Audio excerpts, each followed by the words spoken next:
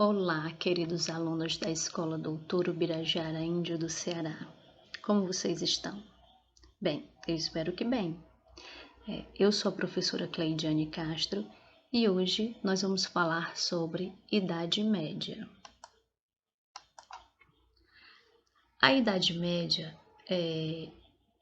Por que Idade Média, professora? Por que nós vamos falar sobre um conteúdo que é do primeiro ano do ensino médio? Bom, meus queridos, eu resolvi falar sobre a Idade Média justamente porque o ano de 2020 foi um ano atípico, né? Um ano em que nós estamos enfrentando até agora a pandemia, né, do novo coronavírus, e um ano em que nós tivemos que nos adaptar, né? Eu acho até que eu posso usar o termo aprender a utilizar aí o ensino remoto, não é isso? Então, por conta desse processo de aprendizagem e adaptação, muitos assuntos eles deixaram de ser abordados. E a Idade Média foi um deles, certo? E como o nosso conteúdo de segundo ano ele está basicamente entre idade moderna e idade contemporânea, eu acho que é de extrema importância a gente falar um pouco sobre a Idade Média para que vocês possam entender, para que vocês possam compreender como é que se desenrola aí, né? Como é que se chega até a idade moderna e posteriormente a idade contemporânea, certo? E aí vamos iniciar falando sobre o que é a Idade Média, né? Quando ela se inicia? A Idade Média, ela se inicia por volta de 476 depois de Cristo, com a queda do Império Romano e pelas invasões bárbaras, e vai até 1453, né, quando ocorre justamente aí a conquista da cidade de Constantinopla pelos turcos otomanos, e consequentemente também ocorre a queda do Império Romano do Oriente, ok? E aí justamente com a Idade Média nós vamos ver surgir o feudalismo, certo? Que também vai corresponder a esse mesmo período de tempo da Idade Média, né? Então, uma coisa está ligada à outra. Então, quem vai ser o feudalismo, professora? Bom, o feudalismo ele vai se basear, né? Ele vai surgir justamente pelo modo de produção que passou a vigorar durante a Idade Média. Modo de produção esse que se baseava aí pelas relações servis, né? E o feudalismo ele vai se formar a partir dessa desestruturação do Império Romano do Ocidente. E essa desestruturação ela vai ocorrer por N motivos. Um desses motivos vai ser justamente a questão da insegurança criada pelas invasões bárbaras, né?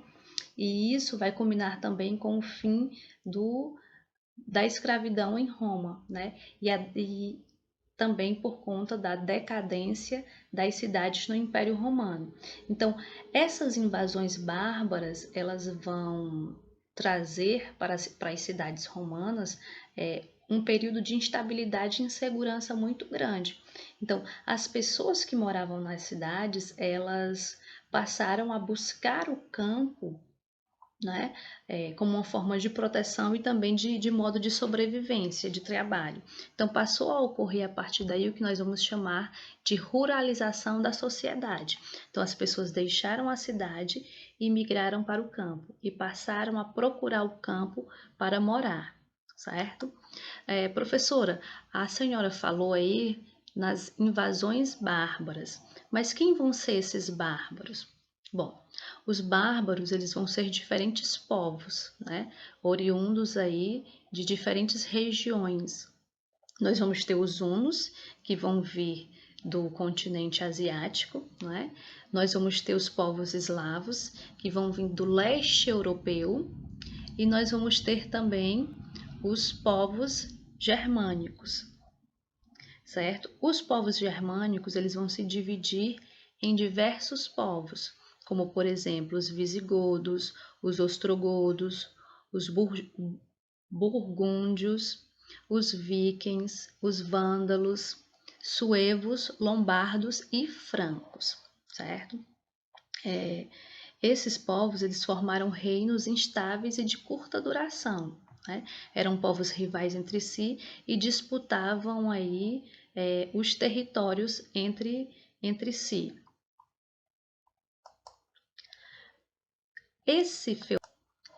Então, esse sistema feudal, ele vai surgir aí da junção, digamos assim, da mistura de cultura entre povos romanos e povos bárbaros, né? Então, nós vamos ver que tanto os romanos como os bárbaros contribuíram para o surgimento e a formação do feudalismo na Europa, certo? Quando eu falo em Europa, gente, é importante frisar que nós vamos ter principalmente a Itália, a Inglaterra e a França como berço aí desse feudalismo, né? Como palco principal do feudalismo. E voltando aqui para a questão das contribuições, né? Então, os povos romanos, por exemplo, eles contribuíram com as vilas. Então, os senhores romanos, eles abandonaram as cidades e foram para o campo aí, né? Justamente em busca de proteção dessas chamadas invasões bárbaros.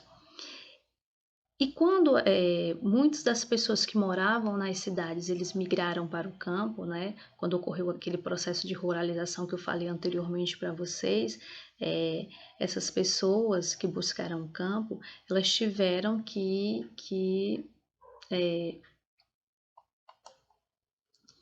fazer uma espécie de acordo com esses senhores donos das terras, né? Então, essas pessoas que foram para o campo em busca de proteção, elas puderam oferecer a sua força de trabalho em busca de um pedaço de terra para morar e de proteção, certo? Então, essas pessoas elas passaram a se chamar de colonos, tá bom? Então, surge aí o colonato, né?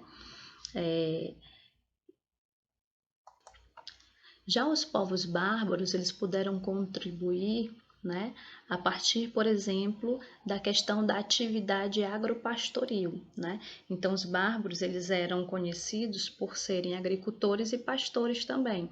Então, eles trouxeram aí para a Europa esse tipo de atividade, certo? E nós vamos ter o chamado comitatus, né? O que significa isso? Então, os povos bárbaros, muitos deles eram pastores e agricultores, mas também eles eram guerreiros, né? Eles guerreavam muito. Então, o que vai acontecer? Justamente por eles serem guerreiros, eles tinham aí também uma certa hierarquia e juravam fidelidade ao seu chefe, né? Então eles trouxeram esse juramento de fidelidade para a Europa junto com eles. Então os guerreiros juravam fidelidade e defender as terras aí dos seus senhores, né?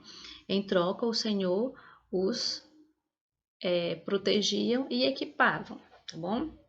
E nós vamos ter os chamados benefícios, né?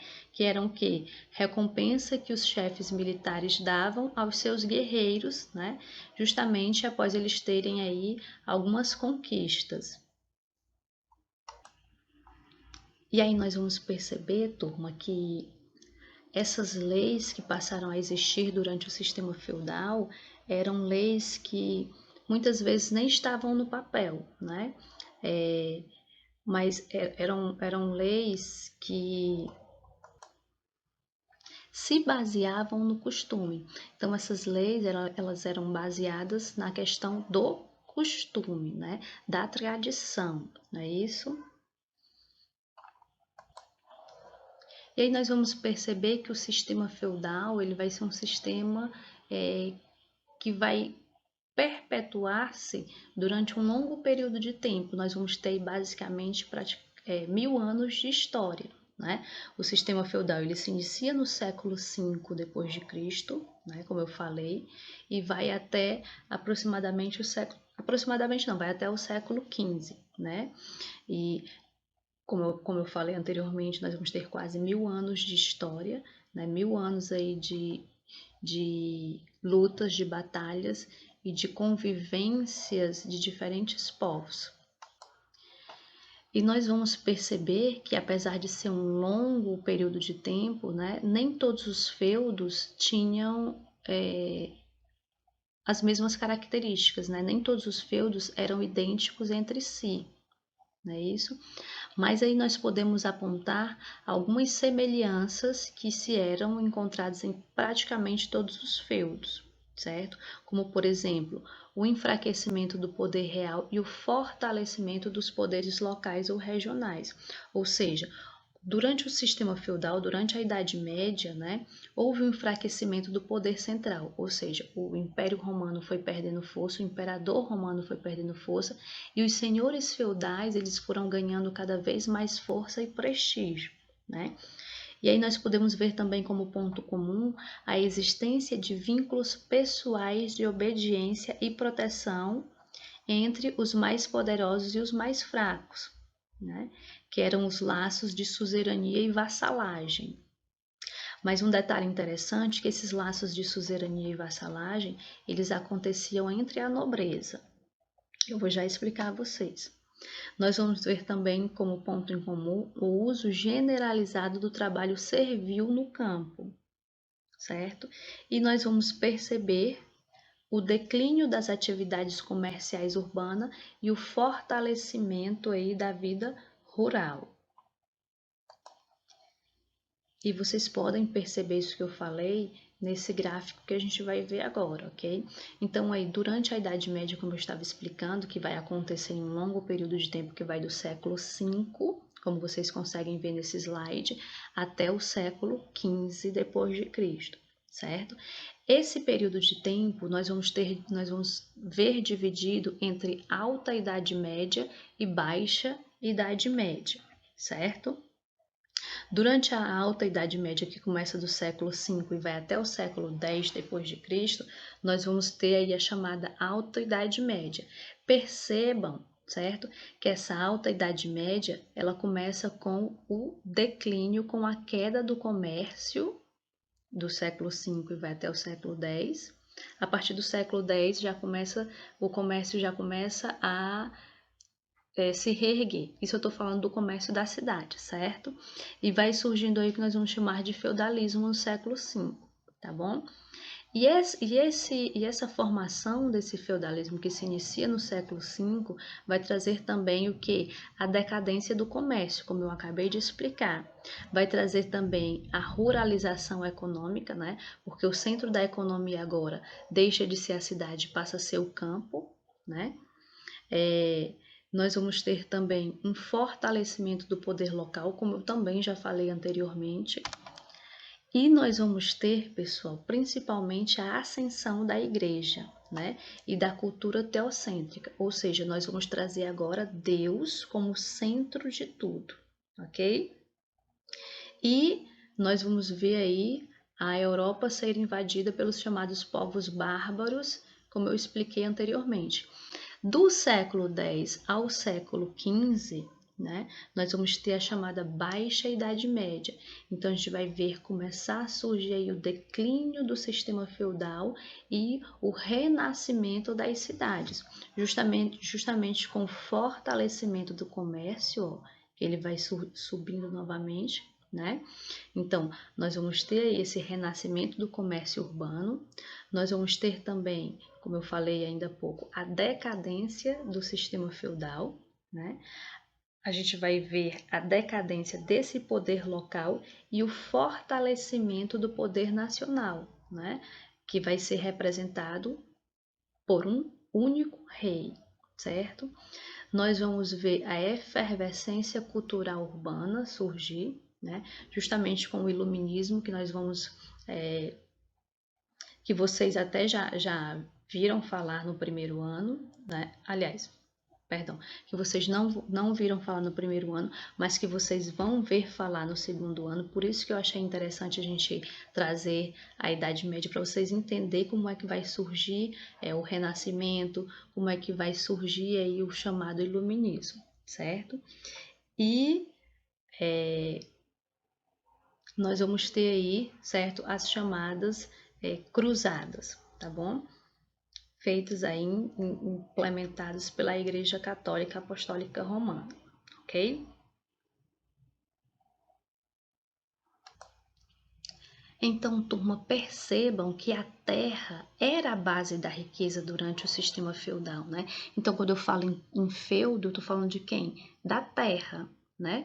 Então, a medida da riqueza era baseada a partir da posse da terra, certo? Então, o senhor feudal era soberano do seu feudo, né? Ele comandava o funcionamento das suas terras, fazendo justiça aí segundo as tradições e o direito consuetudinário, né? Isto é, o direito consagrado pelos costumes. Então, a terra do feudo distribuía-se da seguinte maneira, certo? Nós íamos ter o manso senhorial, o manso servil e as terras comunais, né? E o que era o manso senhorial? Turma, manso significava justamente a parcela da terra que era de propriedade do senhor. Mas, professora, todo o feudo não era do senhor feudal? Sim, mas nós íamos ter o manso senhorial, que era reservado apenas, né, para a produção de cereais daquele senhor feudal, certo? Já o manso servil era a parte da terra, a parcela da terra que era destinada ao uso dos servos, né? Nela os servos podiam plantar e colher para sua subsistência. Mas lembrando que o que era plantado no manso senhorial só pertencia ao senhor, né? E o que era plantado e colhido no manso servil, parte dessa colheita, ela era destinada também ao senhor, né? Até porque o servo ele tinha que pagar algumas taxas e tributos, que vocês vão já entender. E nós vamos ter também os mansos, as terras comunais, né? Os mansos comunais, que eram a parte do feudo que era usado em comum tanto pelos servos como pelos senhores, né? Era a parte também que era destinada aí à pastagem do gado, a extração de madeira e a caça, mas a caça era um direito exclusivo apenas dos senhores feudais. E aí, galerinha, nesse slide aqui a gente já consegue ver, né, as taxas e impostos pagos pelos servos, que eu citei ainda há pouco quando eu estava falando da distribuição de terra entre manso senhorial e manso servil, né? E aí eu disse que o servo, ele tinha que pagar algumas taxas e alguns impostos aos senhores feudais, como, por exemplo, a talha, né, a corvéia, a banalidade, o tostão de Pedro e a mão morta, né? O que seria a talha, certo? A talha era o direito que o servo tinha de entregar aí parte da sua produção ao seu senhor, né? Já a corvéia era a obrigação que o servo tinha de trabalhar gratuitamente nas terras do seu senhor. Quantos dias por semana, professor? Podia variar entre 3 a 5 dias. O que ia determinar a quantidade de dias era justamente o estatuto daquela terra, né? As leis daquele feudo, tá bom? E nós vamos ter também a banalidade. O que era a banalidade? Era o pagamento em espécie pelo uso das instalações do feudo, como forno, como moinho, como o uso também de ferramentas, né? Então, o servo ele tinha que pagar também por isso, e esse pagamento nós íamos chamar de banalidade. O tostão de Pedro era o dízimo, né? Era a doação que o servo tinha que dar à igreja. Tudo que ele produzia, 10% tinha que ser doado à igreja da sua região, certo? A prima noite seria justamente a noite de núpcias do vassalo, que ela poderia ser concedida aí ao seu suzerano, se caso ele desejasse, certo? E para finalizar, nós vamos ter a mão morta, que seria o quê? O pagamento em espécie ou dinheiro, né, pelos familiares do servo morto, para continuar usufruindo daquela terra. Ou seja, né, nós vamos perceber que durante o sistema feudal, as relações elas vão ser feitas a partir de juramentos, né? de acordos, digamos assim. Então, o servo, quando ele vai para aquele feudo, ele faz um acordo com o senhor feudal. Então, a partir do momento que aquele servo ele falece, ele morre, então, para que a família possa continuar naquele feudo, tem que haver um novo acordo, um novo juramento de fidelidade, digamos assim. Esse novo acordo vai ser justamente o pagamento pela mão da pessoa que já morreu, que já faleceu, certo? E esse pagamento pode ser em espécie, animal ou por cereais ou até mesmo por dinheiro, ok? E aí, percebam, turma, que a sociedade feudal ela era uma sociedade estamental e hierarquizada. Peraí, professora, isto o que? Estamental. O que isso significa? Significa dizer que essa sociedade ela estava dividida em ordens, né? Nós íamos ter a primeira, a segunda e a terceira ordem. A primeira ordem era a ordem do clero, né? Quem era o clero? Eram justamente os membros da Igreja Católica, certo? Professora, por que o clero ocupava a primeira ordem? Bom, o trabalho do clero, né, a obrigação do clero era orar para salvar as almas. Então, por conta disso, o clero se considerava mais próximo a Deus. Então, por isso que eles ocupavam aí a primeira ordem, né? Depois nós vamos ter a nobreza, né? Qual era a função da nobreza? Era guerrear, né? Ou seja, proteger militarmente o feudo, certo? E por serem os donos das terras, eles eram a segunda ordem. E para finalizar, abaixo aí da pirâmide, nós vamos ter a terceira ordem, que eram os servos, né? Qual era a obrigação do servo? Trabalhar para sustentar a nobreza e o clero, tá bom?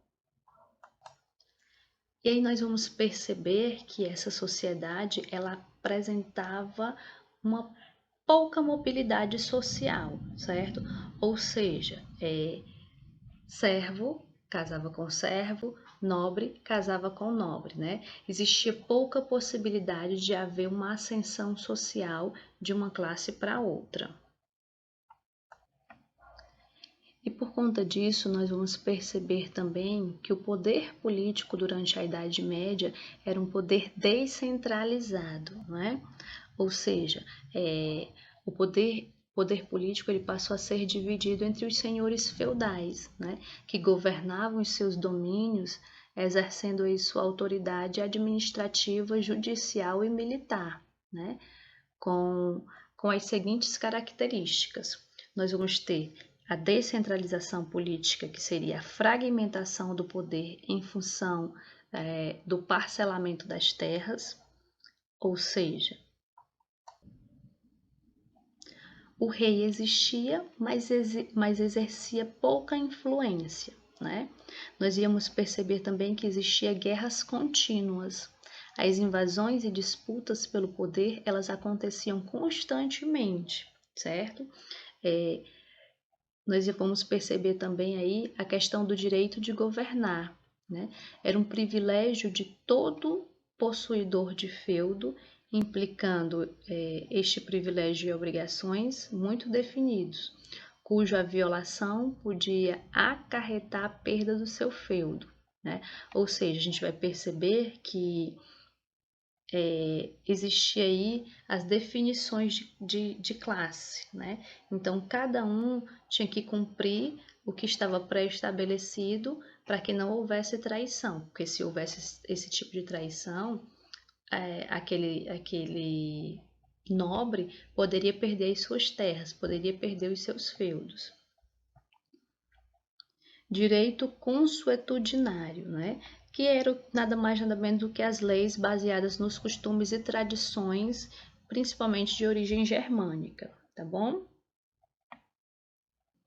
E aí, turma, eu falei ainda há pouco na questão da suzerania e da vassalagem, né? Que era o quê? Um acordo feito entre os nobres. Quer dizer, eu falei não, eu citei para vocês e disse que ia explicar mais na frente. Então, a suzerania e a vassalagem era justamente esse acordo, um laço de fidelidade que existia entre a nobreza, né? E era justamente o que determinava as relações de poder dos nobres naquela época. Mas quem era o suzerano e quem era o vassalo? Bom, o suzerano era o dono do feudo, o nobre que possuía a terra e podia doar aí parte do seu feudo a um outro nobre. E esse outro nobre que recebia essa terra, que recebia esse feudo, era o vassalo, né? Então, em troca do recebimento dessa terra, esse vassalo, ele jurava fidelidade ao seu senhor, né, ao seu suzerano, e também apoio militar em casos de invasões e guerras. A transmissão desse feudo, ela era realizada em uma cerimônia solene, né, que era aí dividida em duas partes, né, constituída por dois atos. Nós íamos ter a homenagem, que era o juramento de fidelidade feito pelo vassalo, e nós íamos ter também a investidura, que era a doação do feudo a esse nobre.